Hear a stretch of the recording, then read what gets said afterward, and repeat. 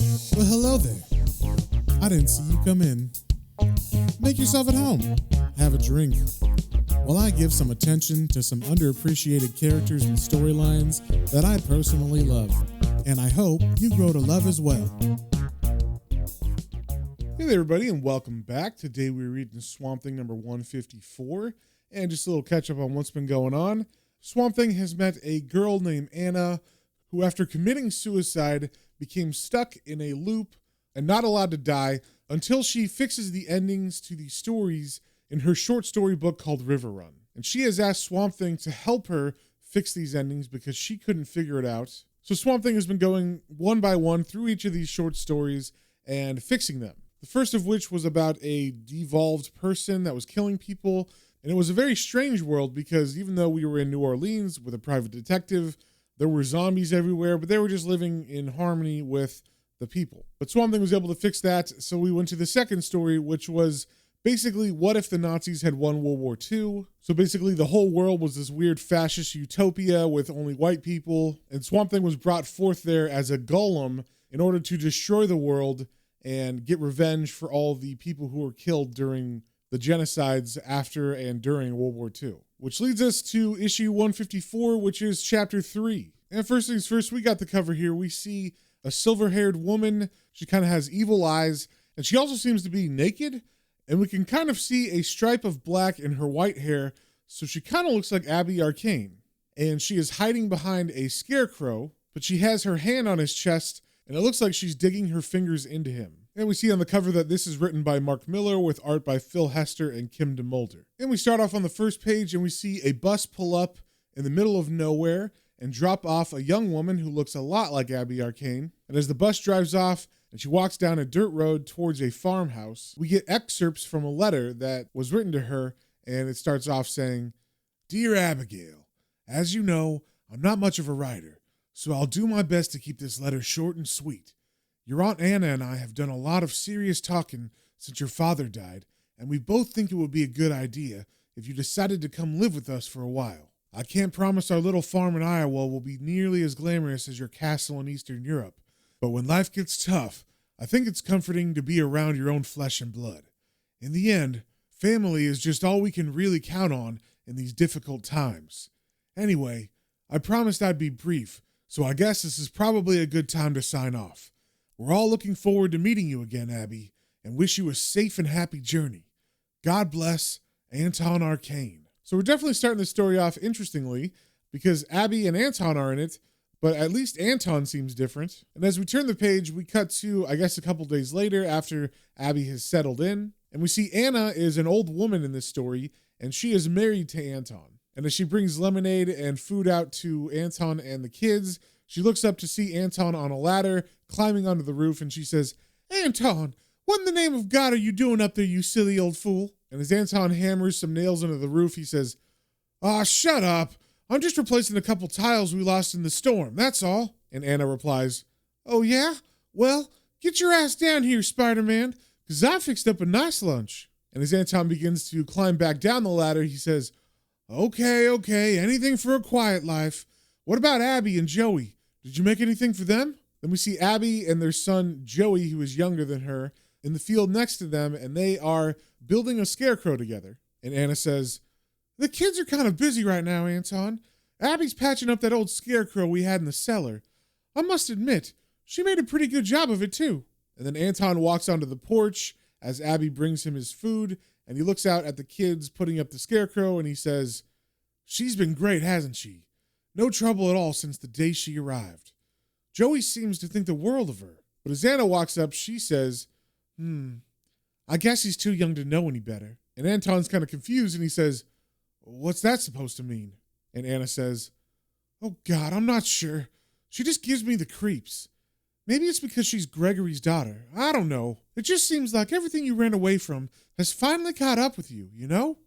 I hate to say it, but sometimes I wish we never asked her to come stay with us at all." Then we get an interesting panel of Anna looking towards the couple on the porch. And I wouldn't say that her eyes are evil necessarily, but they are blacked out. And it's kind of like as if maybe she heard what her aunt said. Then we cut back to Anna, who is slapping her neck, and she says, "Ow, shit." And Anton says, "Watch your tongue, Anna. There's no need for bad language. And Anna replies, I was bitten again, damn it. What's wrong with this place? It's been crawling with bugs ever since that little witch arrived. And we see behind her, Anton is just kind of staring sadly like he doesn't know what to do. Then we turn the page and we cut to later that night where Anton is tucking in his son Joey. And Joey is saying, Abby said she's going to take me berry picking tomorrow, Dad. It's great having her here. I hope she stays forever. And Anton answers, Me too, Joey. Abby sure is a special person. Now, put that light out and don't forget to say your prayers, okay? And Joey replies, Good night, Dad. God bless. Then Anton walks down the hall to Abby's room, and we can hear a radio broadcast coming through the cracked door. And it seems to be a news report, and it's saying, where the last 2 members of the notorious crime syndicate were arrested after a bungled attempt to vandalize nothing less than the Statue of Liberty. And then Anton walks over to the door, and he pushes it open slowly, and he says, Abby, would you like a mug of cocoa before you... But as the door swings open fully, he sees Abby is not in bed. Then he walks over to the radio, and as he's about to turn it off, we hear the radio continue saying, Both Owlman and Ultraman joined their former colleagues in the superhuman rehabilitation program initiated by Vice President... But then it clicks off, and we don't hear any more. So just from that broadcast, we can assume that this is Earth 3, because they're talking about the crime syndicate and Owlman and Ultraman, and those are like the evil versions of Batman and Superman. And I don't know all the continuities of all the different Earths in DC lore, but I'm pretty sure that they are from Earth 3. And that would also explain why Abby and Anton are different than they are in Swamp Thing's reality, because that is Earth 1 or Earth Prime. I can't remember which one. So as Anton clicks off the radio, he walks over to her window and he looks out of it, and it seems like he sees her and he says, Abby, oh dear God. Then we turn the page and we see what he is seeing, and he is seeing a naked Abigail Arcane, and she is writhing atop the scarecrow that she made earlier that day. Like she has climbed up him, and her legs are wrapped around his midsection, and behind her is a giant orange full moon, and there is a face that looks like it's screaming that's kind of carved in the shadows in this moon. And we see the name of this issue is Chapter 3 of River Run, The Bad Seed. Then we turn the page and we see Abby is not just climbed on this scarecrow, she is kind of writhing and humping it. And she actually climaxes, and as she does, we see the scarecrow is looking up at her and it's saying, Abby, no, please don't make me. Oh God, I'm your father, Abby. Please don't make me do this. But she looks down in its eyes and she says, What's wrong, Dad? Are you getting frigid in your old age? Don't pretend we've never done this before. You did this to me every night when you were alive, remember? Now I'm the one in charge, and you're my little humping puppet, my very own patchwork man. And Anton doesn't hear what she's saying. He's just a pretty conservative farmer from Iowa watching his niece hump or try to have sex with this scarecrow, and he looks pretty freaked out. Then we cut to the next morning where Anna is making breakfast for everyone, and she turns to Abby at the table and says, Are you sure you don't want some ham and eggs, Abby? You've hardly eaten a thing. And Abby replies, Oh no, coffee's just about all I can manage this early in the morning, Aunt Anna. I've never been much of an eater, to be honest. But as she says this, Anton kind of says under his breath as he's drinking coffee, You got a pretty good appetite for midnight snacks though, haven't you? And Anna turns to him and says, Excuse me? And Anton replies, You know what I'm talking about. I checked your room last night, and you haven't even slept in your bed. And Abby tries to lie and play it off and says, Well, you know, it was such a nice warm evening, Uncle Anton. I couldn't sleep, so I just went for a walk. There's nothing wrong with that, is there? And without replying, Anton gets up and he says, I've changed my mind about breakfast, Anna. I'll see you later. And then he walks out of the house. And as Anna and Abby watch him go, Anna asks, I wonder what's up with him. He hardly slept a wink last night. And Abby says, He's probably mad at me. Maybe he thinks I crept out during the night to meet a boy or something. And then Anna lights a cigarette and asks, Did you? And Anna replies, Oh, no. I'm not interested in boys. At least not anyone my own age. They seem so immature, don't they? And Anna says, Well, I guess you're right about that. But sooner or later they quiet down and they do what they're told. It just takes a little time and effort, that's all. And Abby replies, Life's too short for that. I don't want to be somebody's wife or mother. Don't you think it's more important to be your own person? And Anna replies, Sure, but having a family's got a lot going for it too. I mean, Look at Joey, for instance. No matter how bad things get, I know I've always got my little boy. Children are the only reason God put us on this earth, Abby. I'd be lost without my little guy. And then at that, Abby perks up and she says, really? Then we cut to later that evening and we see a police car pull up to their house. And the sheriff gets out and he goes up to the doorstep and he knocks on the door and Anton answers. And the sheriff says, I know 12 hours must seem like a long time to you, Anton, but you know what kids are like. Joey's probably just fallen asleep in a cornfield somewhere. And Anton replies, no, something's wrong.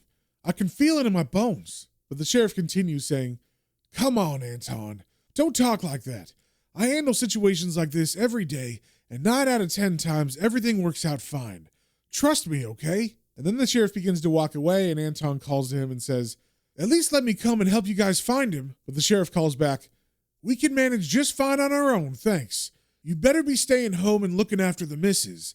I don't think she's in any shape to cope with this on her own. And as he says this, we cut to the inside and we see Anna is crying on the couch. And as Anton comes back into the house and the room where she's crying, Anton says, come on, honey.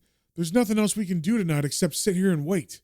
Maybe it'd be best if you tried to get a little sleep, huh? And as Anna looks up at him, we see she kind of looks offended as she grits her teeth and we can see that she is crying and tears are running down her face. And she says, she did this, didn't she? She took my baby and you know it. Then we cut to the top of the stairs where we see Abby is listening to them argue, and she has a plant in front of her on one of the steps, and she's talking to it, and she's saying, listen to them, Joey. Can you hear all the trouble you're causing downstairs? It's just terrible. And we can see she's kind of like petting the plant. Then we cut to a closer panel where we get a better view of like the dirt and the base of the plant, and we see there are little hands sticking out, and one of them grabs onto her pinky, and she says, oh, don't feel so bad, little guy. They're next. So it seems Abby is evil in this world, obviously, and she's turned Joey into some kind of plant abomination, we'll call it. Then we cut to Swamp Thing, who is in the green, and he's reaching out and trying to grab a hold of something in this new world he's going to. And his narration says, approaching another odd alternate world. Through the green, I find myself unable to grow a body. I decide one last time to try again. Deep in the heart of an Iowa cornfield, I select a seed and watch it grow, puncturing the warm earth and tasting the warm Midwestern night. Halfway through building my basic skeleton, I lose control. The raw materials are clumsy in my hands, and another abortion is conceived of bark and green shoots. I let it go. Why are the rules of nature on this parallel earth almost the reverse of those I understand?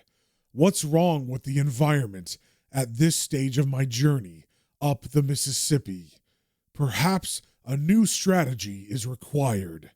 Could a body already exist upon this world I could possess and perhaps manipulate? Then we get to inside the house again and we see Anna is laying down on her bed. And Anton is checking in on her and he's saying, how are you feeling, honey? Are the pills having any effect yet? You're starting to look kind of drowsy. And as she stares up at the ceiling, Anna replies, it's getting hard to think straight. I tried to say a prayer, but I kept forgetting the words. Oh, Anton, do you think he'll be okay? And Anton answers, God's good, Anna. He wouldn't let anything happen to our little boy. I promise. And then she closes her eyes to try to sleep, and Anton quietly gets off the bed and whispers, sweet Jesus, keep our son safe, wherever he is right now. I'm begging you, Lord, send us something to help us in our despair. Then we cut to outside the house in the cornfield, where Abby is standing in front of the scarecrow, and she has what looks like a big blue trench coat on, and if last time's any indication, she's probably not wearing any clothes underneath it. And she's looking up at the scarecrow, and she says, okay, Dad, tonight's the night. This is the big one. This is where we get a chance to screw up the lives of those cozy little shitheads forever. Oh, don't pretend you aren't aroused, you old dirty hypocrite. You're enjoying every minute of this. I'll go to work on your God-fearing brother, but I want you to do something nice and vulgar to the happy homemaker. But unlike last time, the scarecrow doesn't respond immediately, and in fact, its head kind of tilts down, and she screams up at it, Are you listening to a word I'm saying, you dumb prick?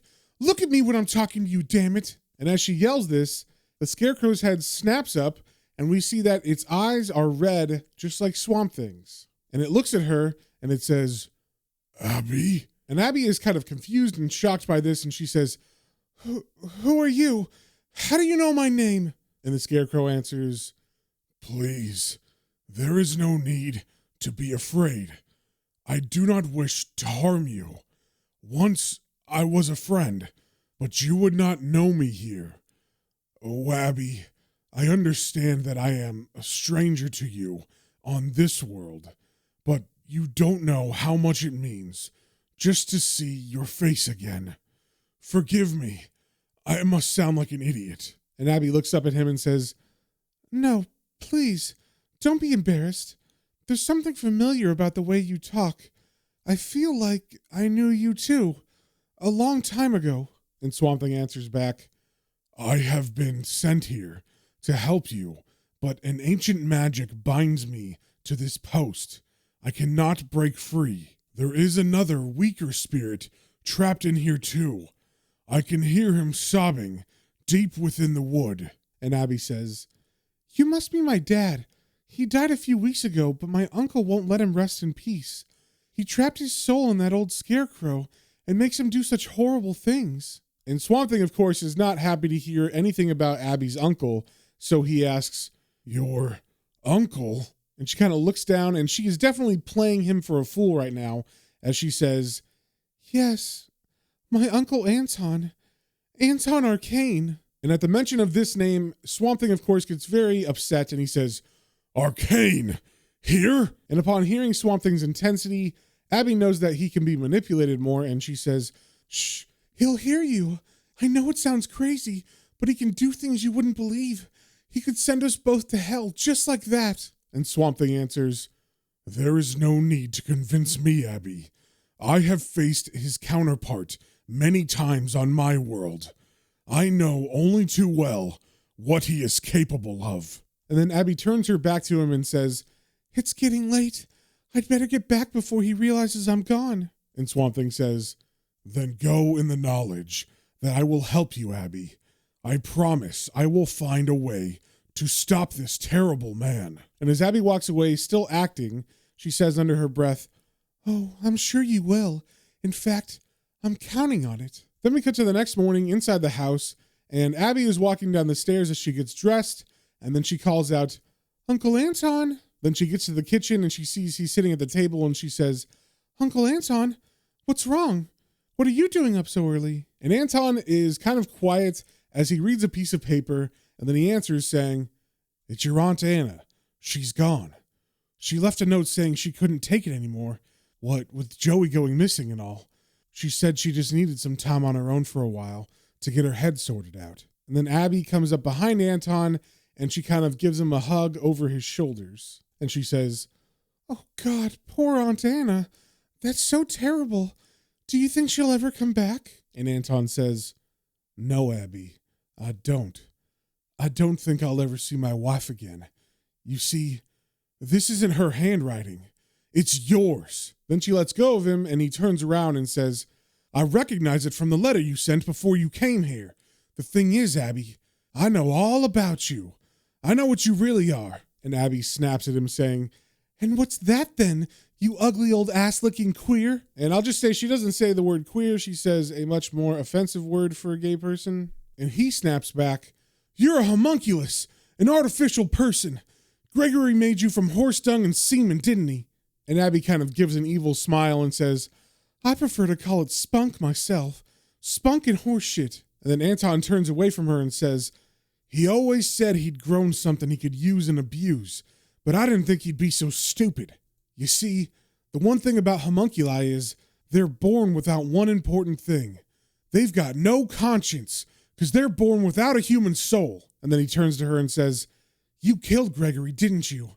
I bet you killed him just for fun. And then once again, we get an evil smile from Abby, and she says, Yeah, just for fun. And at this, Anton turns away from her again, and he hangs his head and he says, So what about Joey? What have you done with my little boy? And Abby replies, Dead and buried. And Anton doesn't say anything to this. he just asks another question. And Anna too? Did you kill my wife? And Abby answers, why don't you take a look for yourself? She's in the basement. And then Anton shuffles his way over to the basement door and he says, in here. And Abby replies, yep, but brace yourself, Uncle Anton. She doesn't look too good. And then Anton slowly begins to open the basement door. And we see behind him that Abby is now standing up and she says, guess who's next? And we don't see what Anton sees, but whatever he's looking at as he comes into the basement really looks like it affects him because he says, you witch, you evil little witch, I'll kill you for this. And then he grabs a hammer from the basement and he turns and he says, you hear me, girl? I'm going to smash your head in. But before he can do anything, she takes off running out of the kitchen laughing and she says, come on, Uncle Asshole, keep up. See if you can catch me before you have a heart attack. And she's running full bore out of the house and into the cornfield. And Anton is chasing her with a hammer, but of course he's a little bit slower than her. But like I said, Abby is running in the cornfield and she's running towards the scarecrow. And Swamp Thing inside sees Abby running from her Uncle Anton chasing her with a hammer. And he thinks to himself, Abby's in danger. Her screams fill the cornfields, and I watch as her uncle stalks her like an animal. He's going to kill her, and there's nothing I can do. I am helpless, bound to this cross, unable to lift even a finger to help. And as they get closer to the scarecrow, Anton is able to catch Abby by her hair, and as he throws her down to the ground, we see they're right in front of the scarecrow now. And also, I should say, it's pouring rain, and there's like a lightning storm happening. It's very dramatic. And as Swamp Thing sees him catch her, he thinks, I've got to stop him. I can't stand back and let him kill her. There must be a way out of here. There has to be. I can't let Abby down again. And Anton is now on top of Abby, and he's kind of pushing her into the mud, and he's raising his hammer to strike, and he yells, God forgive me. I hope you rot in hell. But just as he's about to bring the hammer down, there is a lightning strike and a very loud noise. And Anton turns around and says, what the heck was that? And Abby kind of squirms out from under him, and she says, smiling, my trump card, you old shit. The ace up my sleeve. And then Anton is grabbed by the neck by the scarecrow, who by sheer will has gotten off of the stand it was on. And Anton yells out as it grabs him by the neck, and Abby looks on with sheer enjoyment in her face as she says, Uncle Anton, I'd like you to meet my ex-boyfriend. And then the scarecrow / Swamp Thing rips Anton's head off of his body. And then he holds the head out to Abby and he says, it is over, Abby. Arcane is dead. You and your father are free of this nightmare forever. And then Abby stands up, and of course she's all muddy and she's soaked to the bone, and she says, oh Lord, look at me. I'm shaking like a leaf. I really thought that lunatic was going to kill me back there. And then she moves over to the scarecrow and she gives him a big hug and she says, thank God you were here. I'd hate to think what might have happened if you weren't. And then all of a sudden the rain stops and the sun comes out, almost as if the drama is now over and it is no longer needed. And Abby says to the scarecrow, so what now?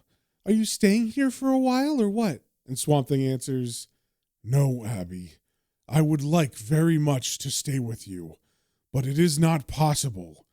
There are still places I must go before I reach the source of the Mississippi. Then the Swamp Thing scarecrow turns from her and it begins to walk away, and she says, do you mind if I give you a goodbye kiss? I mean, if we used to be such good pals. And Swamp Thing replies, I am sorry, Abby. My work here is done. I must go now. And as he walks away, under her breath, Abby says, suit yourself. Piss off, see if I care. And then the scarecrow slowly falls to its hands and knees, and Abby continues, saying, you would have been a brilliant puppet, but at least I've still got my dear old dad. Then we see the scarecrow turn its head towards Abby, and the soul of her father, Gregory, says, he's gone, Abby. He's left me in here all on my own again. And then it proceeds to stagger to its feet and follow Abby as she walks towards the house, and she says, oh, shut up and get a move on, Dad. We've still got work to do here. Aunt Anna will be waking up any minute. Then we cut to the basement where Anna is tied down to a table, and she hears some footsteps coming down the stairs, and she says, Anton, is that you? But then Abby walks into view and she says, "Uncle Anton's gone away for a while, Aunt Anna, but don't worry. I'm sure we'll figure out some way to bring him back." And then the Scarecrow comes into Anna's view, and of course she's terrified because it's moving on its own. And Abby continues saying, "In the meantime, I thought it might be a good idea if my daddy became the new head of the family. He's really not that bad once you get to know him." And then the Scarecrow begins to move its hands up and down Anna's naked body, and she screams out, "Abby, please, for God's sake." But of course, Abby doesn't care. She's the evil one in this reality. So she says, "What's the matter?